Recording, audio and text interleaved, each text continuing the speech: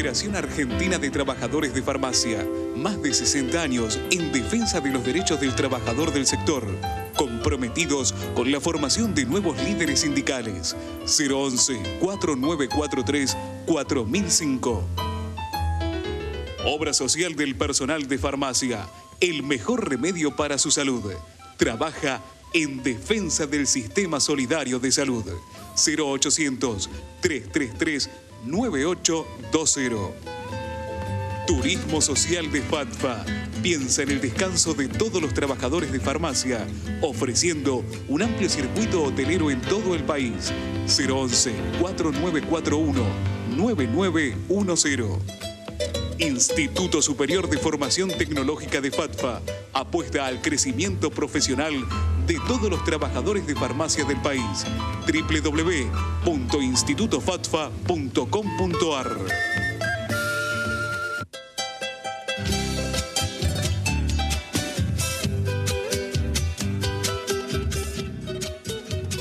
Muy buenas noches, bienvenidos a este programa de Proyecto Federal, el programa de la Federación Argentina de Trabajadores de Farmacia y su obra social. Junto a ustedes vamos a estar compartiendo el día de hoy la emisión número 459 y como siempre temas que hacen a la actualidad económica, política, de salud y toda la información que vos necesitas saber. Gustavo, ¿cómo estás? ¿Cómo te va? ¿Cómo le va a todos ustedes? Realmente un placer compartir este programa y este programa es especial por lo siguiente.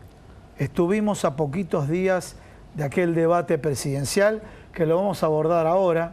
Si fue o no un debate de monólogos, una de las primeras preguntas que uno se hace. ¿Realmente sirvió? ¿Contribuyó para que el indeciso pase de una opinión a otra opinión o no contribuyó?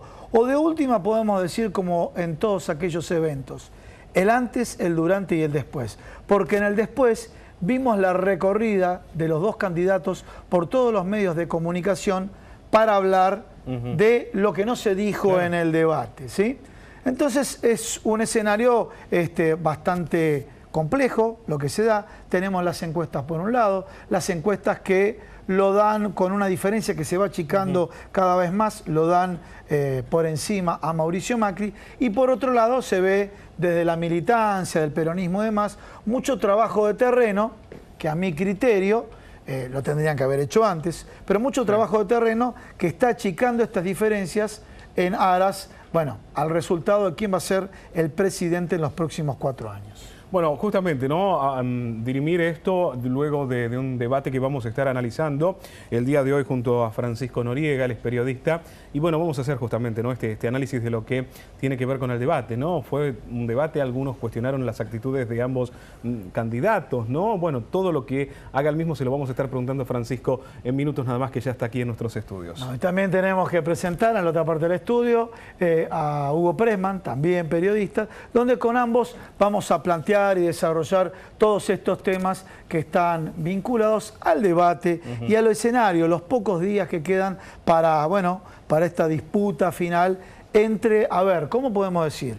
Puede ser entre dos modelos de país, puede ser entre dos visiones diferentes, puede ser entre dos candidatos, uno que trabaja en cuestiones de forma,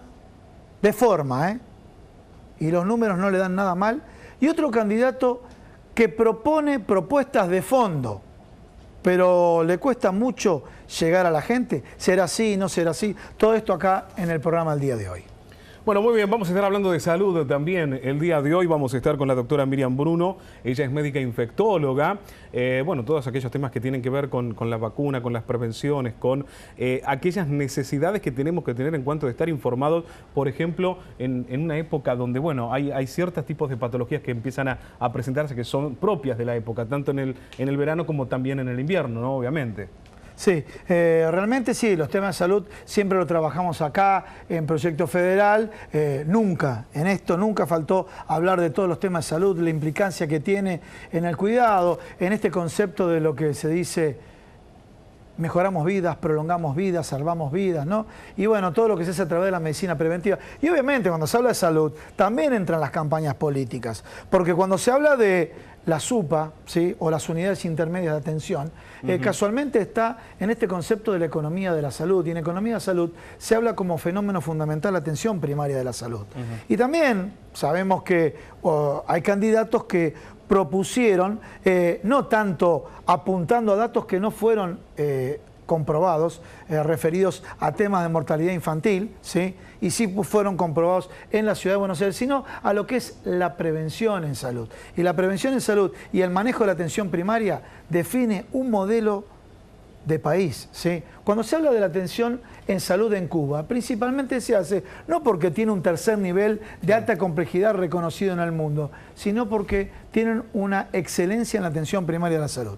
Y por eso, obviamente, estos temas en este programa lo tratamos, lo abordamos con profundidad. Pero de pronto, en un debate presidencial con 2 minutos, ¿cómo voy a hablar del tema de lo que significa en materia de mejorar la calidad de vida, de prolongar la vida, las acciones preventivas de salud, a través de, si quieren llamarlo, el UPA 24, a través de lo que es este concepto que se viene trabajando en distintos lugares del mundo, aquellos países que tienen un modelo de salud enfocado en la prevención, que nuestro país también lo tiene, a través del régimen de la seguridad social. Pero también vamos a abordar en el programa del día de hoy un tema muy importante, muy caro a los sentimientos de FATFA, de la Federación, que es el reconocimiento a la trayectoria de Roque Facundo Garzón en un acto muy emotivo que hubo en el día de ayer. Todo esto lo vamos a completar en el segundo bloque. Pero yo les propongo a todos ustedes, nos vamos ubicando acá cada uno en la parte del estudio y comenzamos el programa del día de hoy. Exactamente. Bueno, Hugo, a ver, escuchaste la presentación del programa. Vamos a hacer con Luis acá en la otra mesa y con Francisco Noriega un ida y vuelta. Bueno, primero, ¿cómo viste el debate? Mi pregunta sería, ¿fue un debate de monólogos? La forma como estaba estructurado el debate permitía el tema de que fuera de exposiciones individuales y las preguntas de unos hacia otros podían no ser contestadas. Esto ya se había visto en el debate anterior de los distintos candidatos menos Scioli. Es cierto que este tuvo mucho más de debate que aquel otro. Era evidente que Scioli llegaba por debajo de las encuestas y si lo medís en términos boxísticos, el que va en busca del título tiene que tomar el centro del ring y además el empate beneficiaba una pelea que no tenga un fallo favorable al que va en busca del título, lo gana el que va adelante, en este caso, ponerle en estos términos el campeón. Y Scioli se ajustó a ese libreto, fue al centro del ring y en los primeros 30, 35 minutos parecía una pelea de boxeadores mexicanos. Viste que los boxeadores mexicanos son... Sí, muy aguerridos. Sí, que van a dar y a recibir. Y reciben. Se lo vio justamente por la forma como llegaban a esta contienda, se lo vio a Macri mucho más distendido, sobrador, seguramente se lo habrán dicho en algún intervalo, cosa bajó después la intensidad de su sobrada y se lo veía indudablemente muy tensionado a Scioli. Pero sí fue ganando en expresividad y creo que si tuviera que haber llevado como en el boxeo la forma en que uno va puntuando entre lo que se da y lo que se recibe, entre la eficacia de los golpes, es una de las características que tienen que tomar los jurados, ataque, defensa y la eficacia de los golpes, yo creo que algún puntito de ventaja sacó Scioli en este debate. Ahora bien, me parece que estaba claro que el debate no iba a definir una elección. Los que alentaban esa expectativa, me parece que exageraban la importancia del debate. ¿Por qué?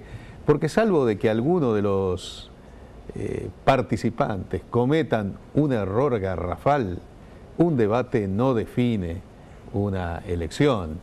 Y sí, lo que se produjo, y eso sí era fácil de pronosticar, era que dado la forma como primero que era la primera vez que había un debate presidencial, y en segundo lugar había un interés muy masivo y era fácil de pronosticar que iba a haber una audiencia parecida a la final de un campeonato del mundo. Porque de alguna forma aún aquellos que están alejados de la política, en un balotaje empiezan a tener un interés, aún los sectores más alejados de la película, de la misma forma que muchos que no les interesa el fútbol, cuando llega un campeonato mundial y se llega a la final, lo presencian gente que habitualmente no ve fútbol. Claro. Yo te voy a proponer lo siguiente, pasamos a la otra parte del estudio con Luis y Francisco y después volvemos acá, porque realmente el tema del debate tiene mucha tela para cortar. ¿Te parece, Luis? Bueno, efectivamente, ¿no? Porque el tema del debate presidencial del domingo pasado, bueno, habla también a las claras, ¿no? Del análisis que se debe hacer al respecto, tratando de mantener la mayor de las objetividades posibles.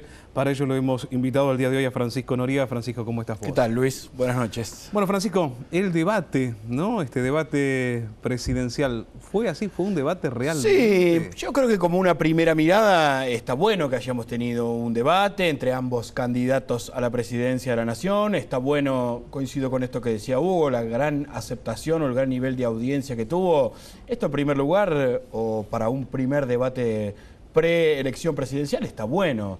Después, las formas del debate no dejaron desarrollar demasiado a ninguno de los dos candidatos. Me parece que 2 minutos para hablar de educación, para desarrollar cuáles van a ser tus propuestas o tus políticas a nivel de educación, termina siendo muy poco. Claro. Y pensando sobre todo en esa gente que estaba indecisa o que no lee demasiado de política, no le interesa demasiado, las propuestas terminan dándose solamente en un renglón. Un renglón, para quien ya tiene un párrafo desarrollado o más de uno, puede tener un contexto. Para la gente que lo mira de afuera, no significa demasiado nada. Entonces me parece que nos dejó con las ganas a todos de que se pueda desarrollar un poquito más y terminó siendo un poco más la posibilidad que tuvieron ambos candidatos de decirle al otro ciertas cosas en frente de una multitud muy grande. Ahora, bueno, escuchábamos directamente las posturas de cada uno, ¿no? Y lo que se notaba en este debate, y que mucha gente también fue un poco lo que notó, era tal vez el no profundizar en el cómo, ¿no?, de las propuestas.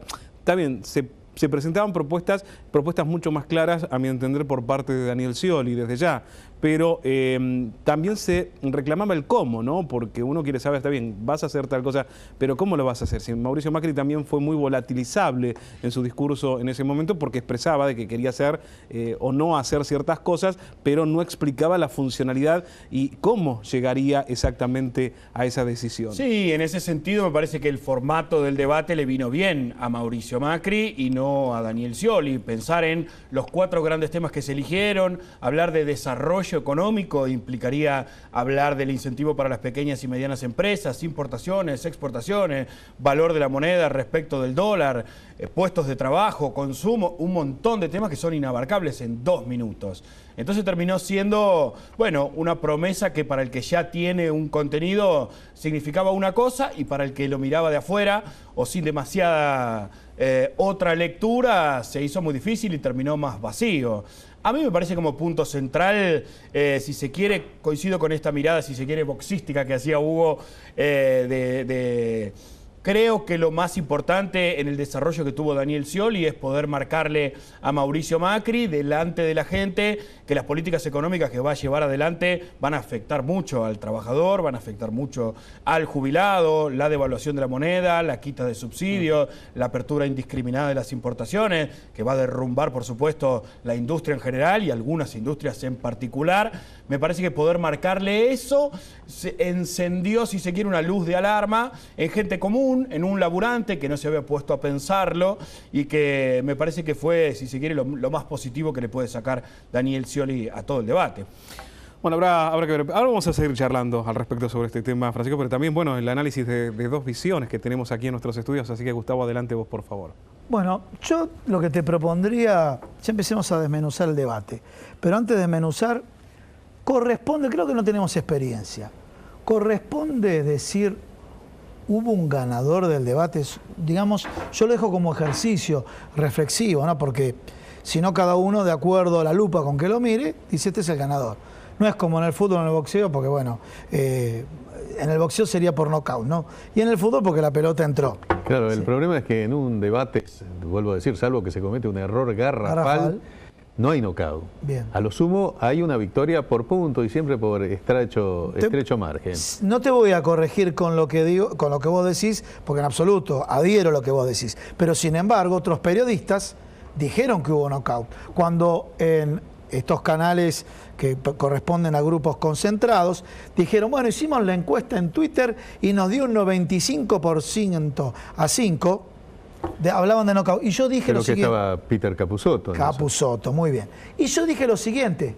Fue un éxito total para Scioli si le dieron. ¿Por qué? Si es un canal que lo miran específicamente anti, llamemos gobierno, tendría que darle un 100% en favor de aquellas personas que están anti. Yo digo, fue un éxito terrible para Daniel Scioli, se le dio el 5%. Quiere decir, pero bueno, digamos, no creo en eso, ¿no? No creo en eso. Pero principalmente lo instalaron, buscaron instalarlo para aquel indeciso decirle, viste, porque al argentino no le gusta votar al perdedor y el ganador fue tal otro, ¿no?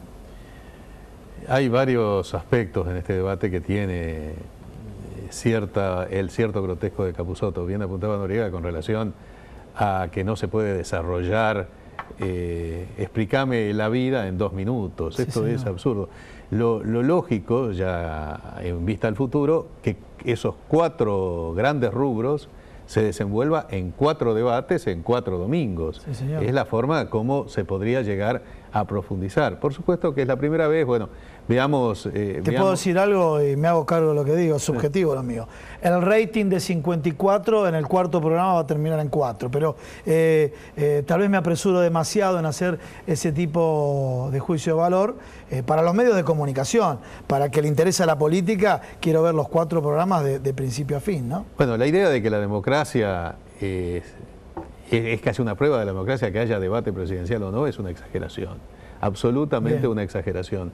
Esto es una mezcla de lo que significa la espectacularización de la política y la politización del espectáculo. Esa es la mezcla que se da en este tema, en estos debates.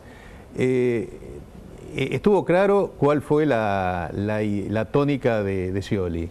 Tratar de establecer un punto y aparte a partir del 10 de diciembre, recogiendo los hechos positivos del gobierno del que forma parte y separándose para no discutir aquellos puntos débiles que eran precisamente a donde apuntaba Macri. A su vez, Scioli trató, como lo había dicho originalmente, de exteriorizar las enormes contradicciones que ha significado el discurso de Macri, de apoyar ahora todo aquello que su gente votó en contra y él mismo criticó a lo largo de estos últimos años. En el debate hubo momentos en donde cada uno de ellos tuvo su momento feliz. Por ejemplo, cuando Macri apuntó a que si creía realmente que la pobreza en la Argentina era del 5%, o si había menos pobres que en Alemania, o en el caso de la provincia de Buenos Aires, ¿por qué no hay 180 días de clases? Estas cosas no la contestó Scioli porque indudablemente era preferible dejarla pasar por alto. A su vez, Scioli lo colocó contra las cuerdas fundamentalmente en sus contradicciones, al punto tal que al insistir sobre el tema, Macri tuvo una expresión muy desafortunada para una contienda precisamente de decir me rindo, ¿no? Es una expresión que un candidato presidencial jamás debería poner en su boca esa expresión, cosa que por otra parte no es la primera vez que Macri cae en esta endeblez argumental, porque en el programa Intratable en una ocasión le pasaron un video en donde aparecía el avance de las corporaciones y le preguntaron, ¿y qué va a hacer usted con las corporaciones? ¿Usted va a ser presa de las corporaciones? Vamos a ver, digo.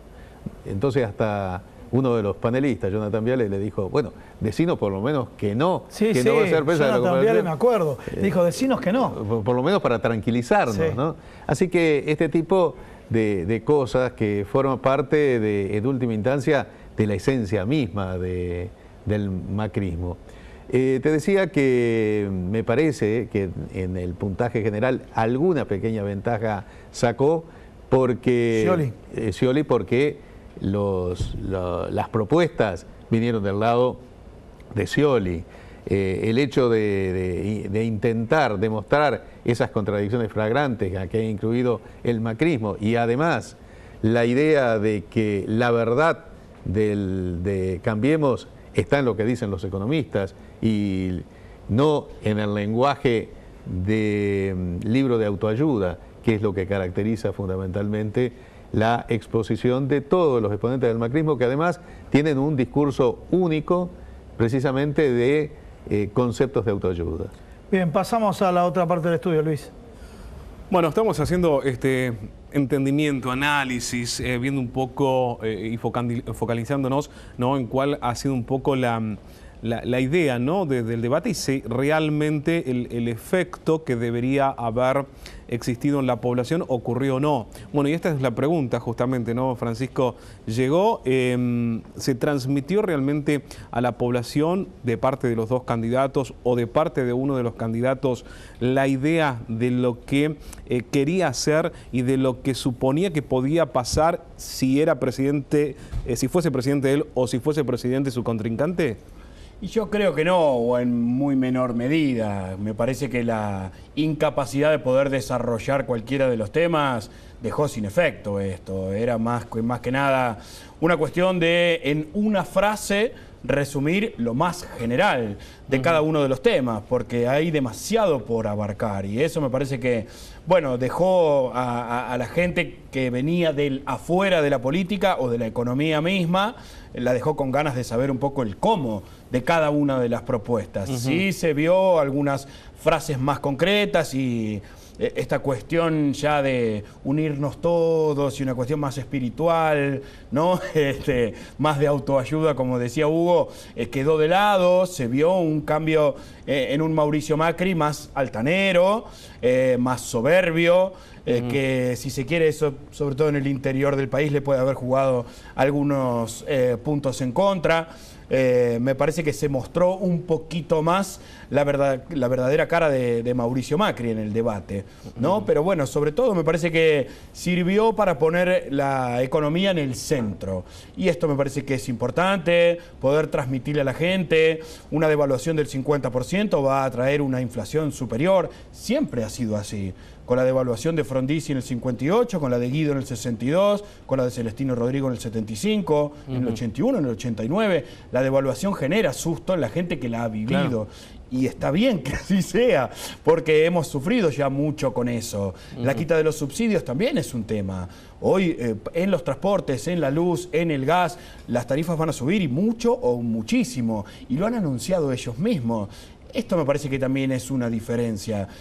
Alfredo Zayat hacía un buen análisis el domingo pasado en Página 12. Si esto fuera una percepción nuestra, por una cuestión ideológica, porque los modelos neoliberales traen esto, sería una advertencia hacia la gente, pero que partiría de nuestra parte. Y en este caso no es así. Es Melconian, es Broda, es Espert, es Alfonso Pratgay, es el propio Mauricio Macri, el que le han anunciado a la gente que van a devaluar la moneda, que van a quitar los subsidios, que van a terminar con las paritarias, con los aumentos de jubilaciones, que van a terminar con los feriados. Claro. Un montón de cuestiones que han anunciado ellos explícitamente y que van en contra de la gente. Después hay que ver cuánto de eso termina repercutiendo en los números finales del domingo. Ahora, uno escucha, ¿no?, que la idea fundamental de captar votos tanto de un lado como del otro, en un grueso, está en los votantes de Sergio Massa. Pero más allá de esto, ¿vos crees que existe la posibilidad que algunos votantes que hayan optado por Mauricio Macri, que no sean del PRO puro o del macrismo puro, puedan ahora en este balotaje cambiar su voto, por ejemplo? No, yo lo veo muy difícil. A mí me parece que ambos candidatos parten con una base, uno con 9.300.000 votos, que es Daniel Scioli, y Mauricio Macri con algo más de 8 millones. Creo que esos no se van a mover. La disputa son sobre todo los 5 millones de votos que sacó Sergio Massa, más algunos plus. La gente que votó a Nicolás del Caño seguramente se irá gran parte al voto en blanco que él mismo propuso y otra parte creo yo que va a votar a Daniel Scioli para votar en contra de la derecha, como han propuesto ciertos otros sectores de la izquierda. Lo mismo va a pasar, creo yo, con los votos de Rodríguez Sá, pero el gran botín, entre comillas, son los votantes de Massa. Y a partir de allí, Massa tuvo una postura y otra postura tuvieron Felipe Solá, José Ignacio de Mendiguren. Y en definitiva me parece que la gente también termina votando lo que ellos quieren, ¿no? Porque tenemos un caso particular que es lo que pasó en Córdoba, Claro. José Manuel de la Sota instando a la gente a votar a Massa, y la gente no votó a Massa, votó lo que le pareció. Entonces me parece que bueno, allí va a estar la verdadera disputa, creo que va a ser una elección que terminará muy reñida. Me parece a mí que la diferencia será de un par de puntos. Hay muchas encuestas dando vueltas, yo ya no las miro, hemos pifiado todo, me incluyo, Sí. de cara a la primera vuelta y veremos qué es lo que pasa. Pero bueno, el votante de Massa era el votante también a seducir durante el debate y durante toda la campaña. Bueno, muy bien, seguimos nosotros aquí charlando y vamos a otra parte del estudio. Gustavo, adelante vos, por favor. Bueno, muchas gracias, Luis. Te propongo lo siguiente y también acá, Luis, en la otra parte de la mesa. Nos vamos a ubicar en nuestra profesión de ciencias económicas y vamos a tocar algunos temas económicos y dejamos para Francisco y Luis todos los aspectos del debate muy importantes, referido a educación, referido a distintos aspectos que faltan. Pero, ¿por qué digo algunas aseveraciones que hizo Mauricio Macri desde el punto de vista económico, de las cuales ya marcan errores? Y aparte de las aseveraciones, otra que apenas lo dijo Marcelo Bonelli, yo ya estaba molesto porque Marcelo Bonelli, más allá de dar un dato de UNICEF que era inexacto, dentro del manual de formas estaba violando esa forma, ¿no? Pero vamos a lo económico propiamente dicho. Pero es interesante señalar Sí. que nadie de la organización salió a expresar públicamente la disconformidad con relación al accionar de Bonelli. Marcelo Bonelli. De Marcelo Bonelli. Trabaja, discúlpame, ¿trabaja para 678 Marcelo Bonelli? Claro, si no, no, porque mencionaron 678, si ¿no? no hubiera trabajado para Clarín, seguramente se hubiera manifestado la disconformidad de esa situación. Pero le tienen miedo a Clarín, eso está clarísimo.